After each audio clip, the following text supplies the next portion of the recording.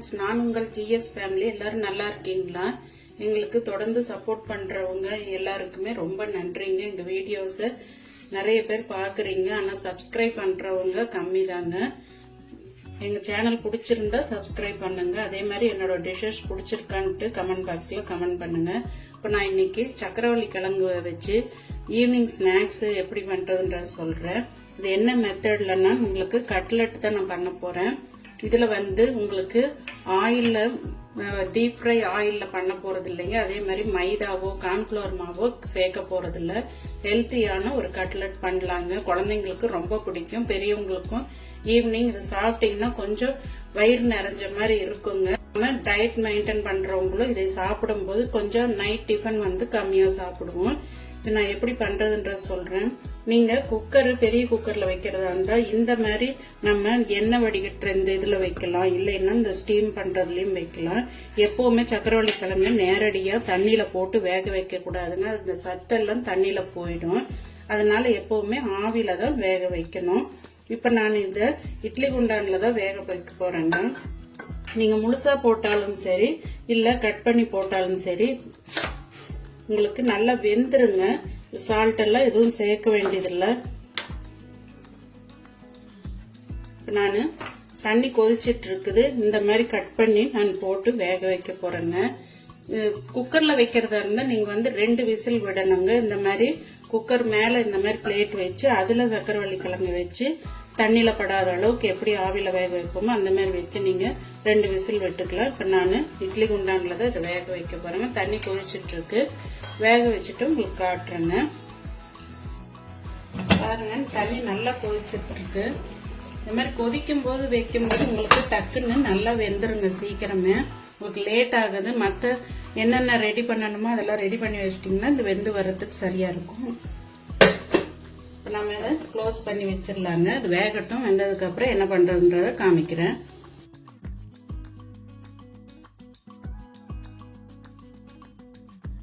பாருங்க, இந்த கட்லெட்டுக்கு என்னென்ன வேணும் இன்கிரீடியன்ட்ஸ்ன்றத சொல்றேன் நானு. இதுக்கு 3 டீஸ்பூன் அளவுக்கு நாங்க பொட்டுக்கடலை தான் எடுக்க போறோம். அதாவது உடைச்ச கடலைன்னு சட்னிக்கு நாம தேங்காய் சட்னிக்கு யூஸ் பண்றதுங்க. இதுதான் நாம பைண்டிங்க்கு யூஸ் பண்ண போறோம். 3 டேபிள் ஸ்பூன் அளவுக்கு நீங்க எடுத்து பொடி பண்ணி வச்சுக்கோங்க.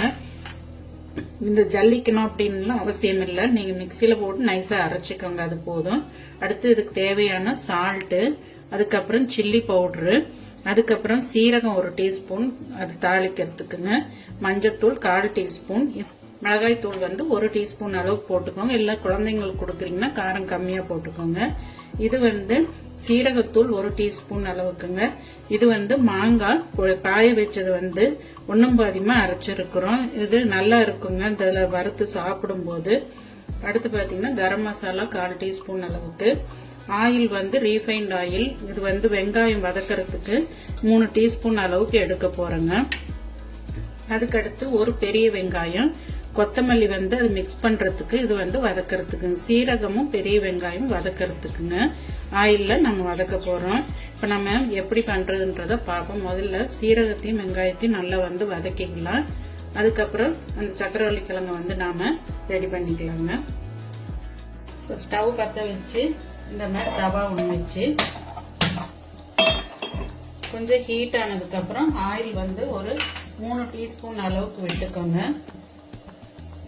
இல்ல உங்களுக்கு அதிகமா தெரிஞ்ச ஒரு 2 டீஸ்பூன் அளவுக்கு நம்மளுக்கு வெங்காயம் வதங்குற அளவுக்கு விட்டுட்டா போதுங்க.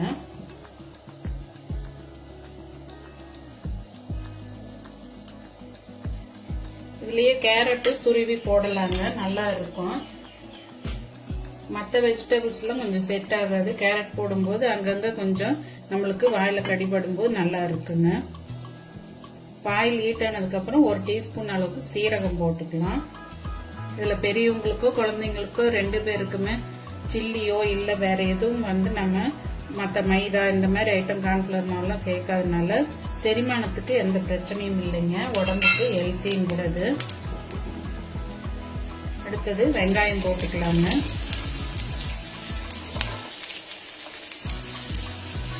இதே மெத்தட்ல நீங்களும் ட்ரை பண்ணி பாருங்க, நல்லா இருக்குங்க. இது மதியத்துல இந்த மாதிரி ரெடி பண்ணி வச்சுட்டா கூட ஈவினிங் வரும்போது சூடா போட்டு கொடுக்கலாங்க. இது லைட்டா கொஞ்சம் சால்ட் போட்டுக்கிறேன்.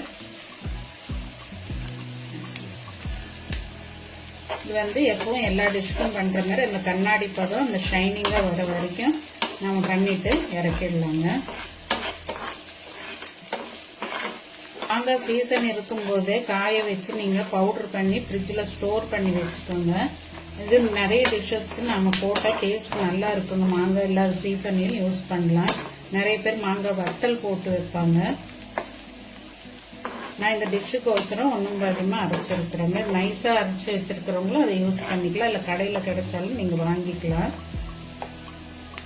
ஆல்ரெடி நான் வீடியோ போட்டிருக்கிறேங்க. மாங்காய் காய வைக்கிறது, அந்த எப்படி சீவி அதை பவுடர் பண்ணுறதுன்றதையும் வீடியோ போட்டிருக்கிறேன். நீங்கள் சில்லி பவுடருக்கு பதில் சில்லி ஃப்ளெக்ஸும் போட்டுக்கலாம். அரைச்சி வச்சிருக்கிறவங்க ஸ்டாக் இருக்கிறவங்க போட்டுக்கோங்க. அப்படி இல்லைன்னா பவுடரே போட்டுக்கலாம். அதாவது சீசன் டைம்ல வாங்கி நீங்க இந்த சக்கரவள்ளி கிழங்குல என்னென்ன டிஷ்ஷஸ் பண்ண முடியுமோ அதெல்லாம் பண்ணி கொடுங்க. வடை செய்வாங்க, அதுலயே சிப்ஸ் போடுவாங்க. சிப்ஸ்ன்னா இந்த பொட்டேட்டோ இது போடுவாங்க இல்லைங்களா, அப்புறம் அந்த மாதிரியும் போடலாம். குழந்தைங்கன்னா கொஞ்சம் ஆயில் இது யூஸ் பண்ணிக்கலாம். பெரியவங்கன்னா கொஞ்சம் ஆயில் இது டீப் ஃப்ரை அதெல்லாம் கொஞ்சம் அவாய்ட் பண்ணிக்கிறது நல்லதுங்க. இப்போ இது வதங்கிருச்சுங்க நல்லா. இப்போ நம்ம ஸ்டவ் ஆஃப் பண்ணிடலாம். இப்போ நாம சக்கரவள்ளி கிழங்கு வெந்துருச்சான்னு பார்த்து எடுத்துட்டுங்க. அதை இதோட எப்படி மிக்ஸ் பண்றதுன்றது காட்டுறேன். பாருங்க, இந்த டிஷ் வெந்துட்டு இருக்கும். ஸ்மெல் நல்லா வருதுங்க. பாருங்க, இப்படி நாம நைஃபோ இல்லை ஸ்பூனு கரண்ட் இந்த மாதிரி விட்டோன்னா ஆகும். இதுக்கு மேல ரொம்ப குழைய விடக்கூடாதுங்க. நம்ம பண்ற டிஷ்ஷுக்கு நாம அது வந்து சீவி தான் செய்ய போறோம். அதனால ரொம்ப வேகக்கூடாது. மறுபடியும் நாம வந்து இந்த கட்லெட் பண்ணும்போது அதுல மிச்சம் அப்படி வேகாம இருந்தாலும் உங்களுக்கு ரெடி ஆயிக்குங்க. இப்ப இதை ஆற வச்சு நாம இந்த தோலை எடுத்துட்டு சீவிக்கலாங்க. பாருங்க, எல்லாத்தையுமே இந்த மாதிரி ஆறுனதுக்கு அப்புறம் தோல் உரிச்சு எடுத்துக்கோங்க.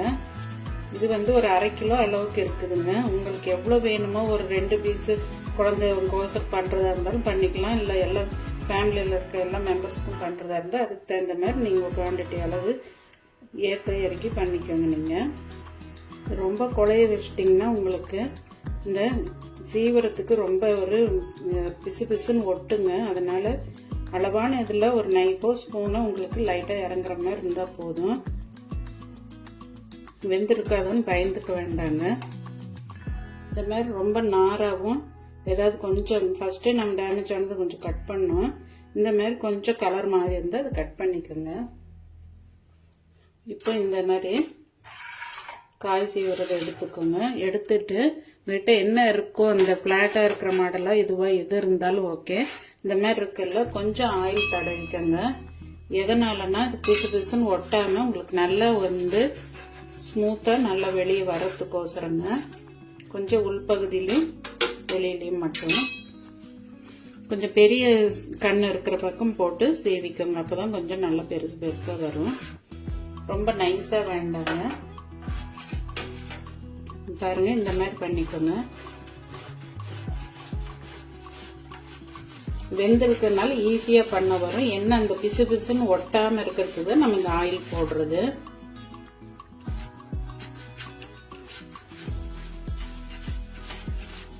நிறைய பேர் மிக்சியில் அடிச்சு போடுவாங்க, கையில பிசைஞ்சு போடுவாங்க. இந்த மாதிரி பண்ணும்போது அது நல்லா ஒன்றும் பாதியமா நல்லா இருக்குங்க. பாருங்க, உங்களுக்கு எப்படி வந்திருக்கு உதிரி உதிரியா. ஏதோ மாங்காய் வந்து இந்த துருவல் பண்ணுவாங்க இல்லைங்களா, தொக்கு, அந்த மாதிரி வந்திருக்குது. இதே மாதிரி எல்லாத்தையும் நாம சீவிட்டு உங்களுக்கு என்னென்ன எப்படி மிக்ஸ் பண்றேன்றதை காட்டுறேங்க.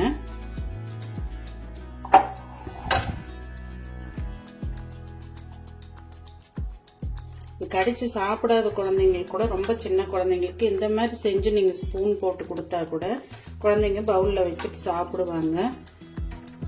சின்ன பிறந்து இந்த கிழங்கெல்லாம் பழக்கி விட்டுருங்க. ரொம்ப உடம்புக்கு நல்லதுங்க. சுகர் பேஷண்ட்ஸுமே இதை எடுத்துக்கலாம், பயந்துக்க வேண்டியது இல்லைங்க. இப்ப மீதி இருக்க எல்லாத்தையுமே நம்ம சீவிட்டு காட்டுறேங்க. இப்ப பாருங்க, எல்லாமே நல்லா சீவி எடுத்தாச்சு. எப்படி உதிரி உதிரியா நல்லா இருக்கு பாருங்க. இதை வந்து மிக்ஸ் பண்ணும்போது ரொம்ப அழுத்தம் கொடுத்து மிக்ஸ் பண்ண வேண்டாங்க. 1-2 இந்த மாதிரி தோல் வந்திருந்தா எடுத்துருங்க. இப்போ இதோட என்னென்ன ஆட் பண்ணோம்னா ஃபர்ஸ்ட் வந்து இந்த ஆனியன் வந்து நம்ம சீரகத்தோட ஆயில்ல ஃப்ரை பண்ணதுங்க. நீங்க ஆனியன் குழந்தைங்க சாப்பிடுவாங்கன்னா எக்ஸ்ட்ரா இன்னொரு ஆனியன் கூட போட்டுக்கலாம்.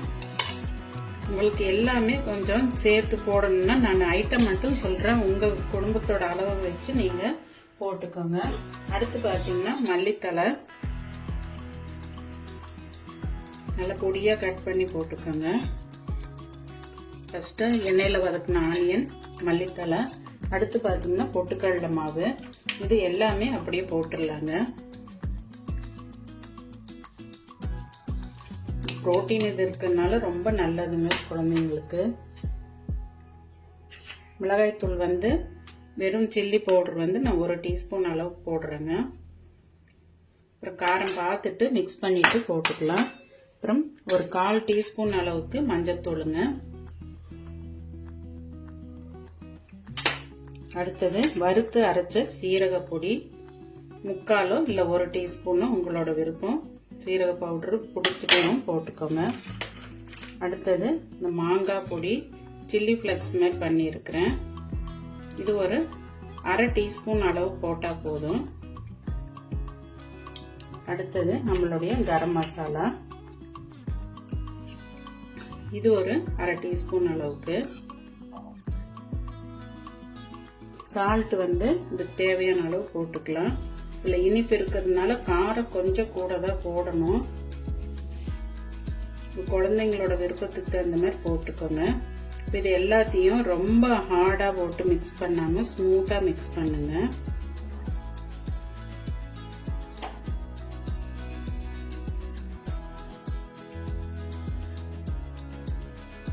பாருங்க, இது ஓரளவுக்கு நல்லா மிக்ஸ் ஆயிடுச்சு.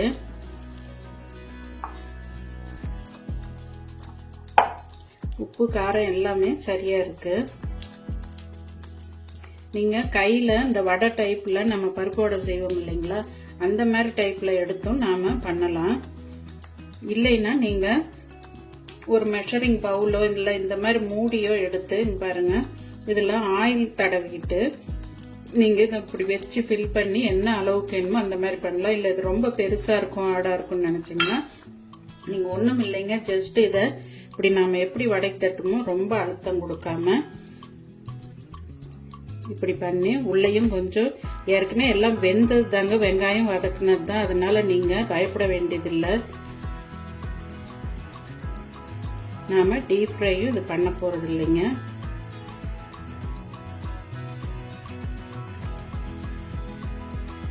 பிஸ்கட் ஷேப்லயும் இந்த மாதிரி போட்டீங்கன்னா நம்மளுக்கு கட்லெட் ரெடிங்க. இந்த மாதிரி தட்டி தட்டி நீங்க ஒரு பிளேட்ஸ்ல வச்சுக்கோங்க. இந்த கடாய் ஹீட் ஆயிடுச்சு. இப்ப நம்ம ஆயில் விட்டுக்கலாம். இதெல்லாம் செஞ்சு முதல்ல பிளேட்ல வச்சுக்கோங்க. ஸ்கூல் விட்டு பிள்ளைங்க வந்துருவாங்க, டைம் ஆச்சு, அதனால கடாய் வச்சுட்டேன் நானு. இதே மாதிரியே எல்லாத்தையும் நீங்க ஷேப் பண்ணி இந்த ஓரம் மற்றும் விரிசல் வராத அளவுக்கு நீங்க கையிலேயே அட்ஜஸ்ட் பண்ணி எல்லாத்தையும் தட்டி வச்சுட்டு நாம இப்ப டீப் ஃப்ரை பண்ணாம லைட்டா பேன்ல ஆயில் விட்டு நாம 2 சைடும் வறுத்து எடுத்துக்கலாங்க. பாருங்க, ஸ்டவ் பத்த வச்சுக்கலாம். ஆயில் ஒரு 3 டீஸ்பூனுக்கு மேல போட்டிருக்கிறேன். நீங்க தோசைக்கல் இருந்தா கூட அதுல போட்டு எடுத்துக்கலாம். எதுல விருப்பமோ அதுல போட்டுக்கோங்க. ஷேப்பும் பாத்தீங்கன்னா உங்களுக்கு விருப்பப்பட்ட ஷேப்ல நீங்க போட்டுக்கோங்க. இது நம்ம வெங்காயம் வதக்கின கடாய் தாங்க. இப்ப இதை வந்து நீங்க முன்கூட்டியே மார்னிங்கே செஞ்சு வச்சு ஃப்ரீசர்ல வச்சுட்டு பண்ணீங்கன்னா இன்னும் நல்லா வருங்க. டேஸ்டும் நல்லா இருக்கும். நம்மளுக்கு அந்த ஷேப்பும் வந்து எதுவும் ஆகாம நல்லா ஃபிட் ஆகிக்குங்க. அந்த ஸ்பாட்ல தான் நீங்க பண்ணணும்னு அவசியம் இல்லை. இப்போ ஓரளவு ஹீட் ஆனதுக்கு அப்புறம் கொஞ்சம் குறைச்சி வச்சு போட்டுக்கலாங்க.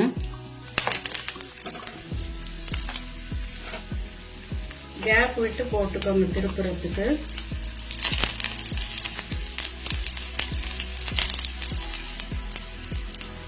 ஒரு சைடு வெந்ததுக்கு அப்புறம் அடுத்த சைடு திருப்பி போட்டுக்கோங்க. லைட்டா உங்களுக்கு அந்த பிரவுன் ஷேட் வந்தா போதுங்க. எல்லாமே நம்மளுக்கு வெந்ததுதான்.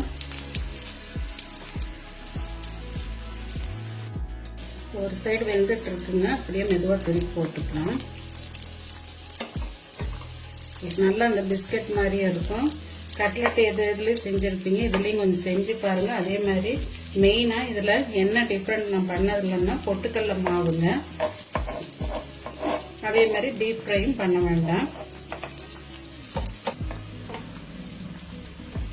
ரொம்ப ஹை ஃப்ளேமில் வைக்க வேண்டாம். கலர் டார்க் ஆகிட்டா குழந்தைங்க சாப்பிட மாட்டாங்க. பொறுமையாக சிம்லேயே வேக வைங்க. பாருங்க, ரெண்டு சைடுமே நல்லா வறுபட்டுருக்கும். சின்ன ஸ்பூன் மாதிரி வச்சு திருப்பிக்கோங்க. பாருங்க, நல்லாவே கலர் சேஞ்ச் ஆயிடுச்சு. இதுக்கு மேலே நம்ம வறுக்க வேண்டாங்க. பாத்தீங்க, ஆயிலும் எவ்வளோ கம்மியாக பிடிச்சது இல்லைங்களா? சும்மா அளவாக நீங்கள் ட்ரை பண்ணி பாருங்க. எடுத்த உடனே நிறையவும் போட்டுட்டு ஏதோ ஒரு சின்ன மிஸ்டேக் ஆயிட்டாலும் உங்களுக்கு மைண்டு சுத்தமாக அப்செட் ஆகிடுங்க. எதையுமே எப்பவும் ஸ்டார்ட் பண்ணும்போது அளவாக போட்டு நீங்கள் ட்ரை பண்ணி பாருங்க. அடுத்த செட்டு இதே மாதிரி வறுத்துக்கலாங்க. இந்த மாதிரி அங்கங்கே கொஞ்சம் இந்த டார்க் கலர் ஆனதெல்லாம் எடுத்துட்டு ஆயில் அடுத்த செட்டுக்கு விட்டுக்கோங்க. இதில் பார்த்தீங்கன்னா உங்களுக்கு எந்த விதமான ஹெல்த் கம்ப்ளைண்ட்டும் வராதுங்க. அப்படியே ஆவில வேக வச்சு சாப்பிட்டாலும் நல்ல சத்து தாங்க. ஒரே மாதிரி கொடுக்கறதுக்கு இந்த மாதிரி கொடுக்கும்போது அவங்களுக்கு ரொம்பவே பிடிக்குங்க. டிஃப்ரெண்ட் டைப்ல டேஸ்ட்ல கொடுக்கும்போது அவங்க கொஞ்சம் விரும்புவாங்க. இப்போ எல்லா பக்கம் ஸ்ப்ளிட் பண்ணி விட்டுட்டு இப்போ பார்த்தீங்கன்னா நான் இது ஸ்கொயர் ஷேப்ல பண்ணி இருக்கிறேங்க. ஃபர்ஸ்ட் இது ஓவல் ஷேப்ல பண்ணோம், இது வந்து ஸ்கொயர் ஷேப்ல பண்ணியிருக்கேன். உங்களுக்கு அதுக்கு அச்சு மாதிரி இருந்தா அதுல போட்டுக்கோங்க.